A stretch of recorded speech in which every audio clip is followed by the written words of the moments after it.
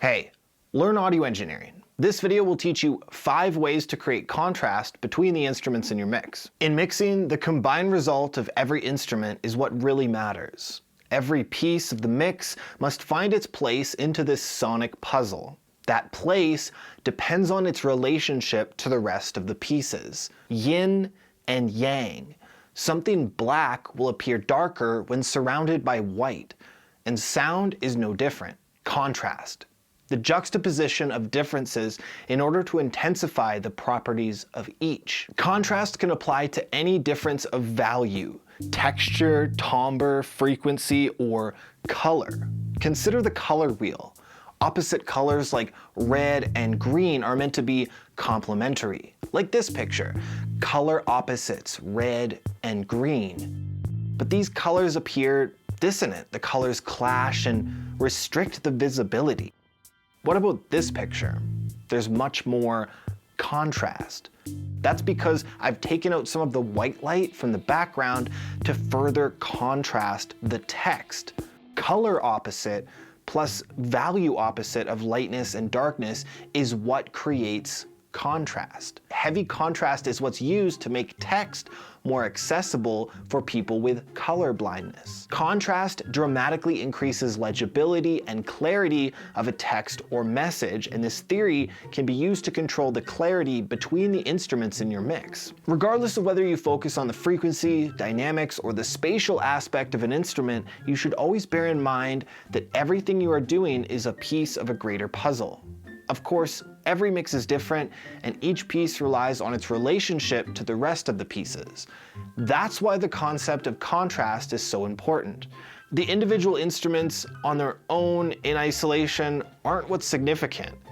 What we care about, the only thing that the rest of us get to hear, is the outcome, the end product, the sum of everything. So here are 5 ways that you can increase contrast between instruments in your mix. Number 1, you've likely come across the production mantra, garbage in, garbage out. First and foremost, select the right instrument and playing technique to get as close as your reference recording on the way in. This will make your job a lot easier going forward.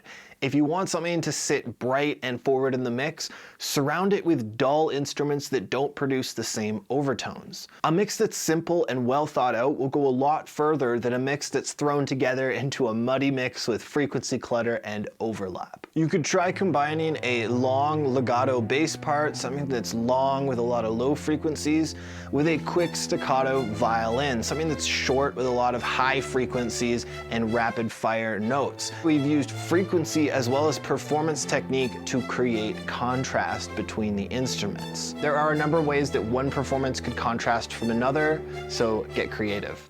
And contrast tip number 2 is a note on stereo width. Stereo recordings will always sound closer to our ear, whereas something mono will naturally sound further away. As a sound moves further away, there are less differences between what reaches our left and right ear.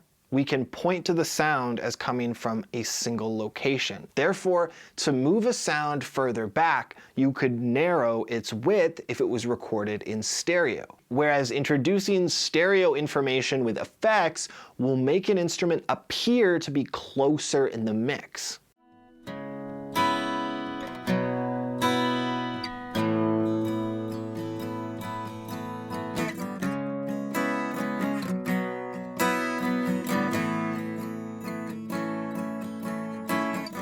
Up next for contrast tip number 3, let's talk about frequency.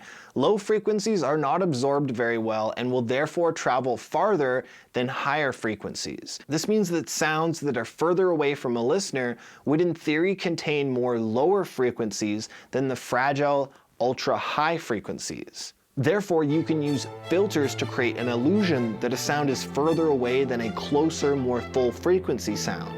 The brighter instrument can be contrasted with a softer, darker instrument to create a reference point of depth. This technique works great when combined with number 4, our wet dry combination. We can have reverb, we can have no reverb, we can have delay, we can have no delay. This is a technique that's used in a lot of pop music to make specific phrases or words pop out of a vocal, and it's a technique that I've heard on a lot of Zerb and Genia's mixes. Mute a plugin and only engage it for emphasis. This can be done between sections or even specific lines in the vocal. The vocal grabs the ear as it screams for attention in a very artistic way, and you can use these one-time events to emphasize your vocal or any other instrument in your mix. Body aches, can barely move, gotta drag myself on back to you. And tip number 5, we're going to create some contrast with panning. We're going to separate competing instruments so they can be moved around in the mix without disappearing. So you want to find a spot in the stereo field where the instrument tone is defined and it doesn't disappear in the mix. Instruments that contrast one another will result in a mix with more clarity that will translate outside of your studio. If this content speaks to you, subscribe to the channel and let me know what is your #1 mixing struggle. Share it down in the comments. Thank you for watching, and I'll see you guys in the next video.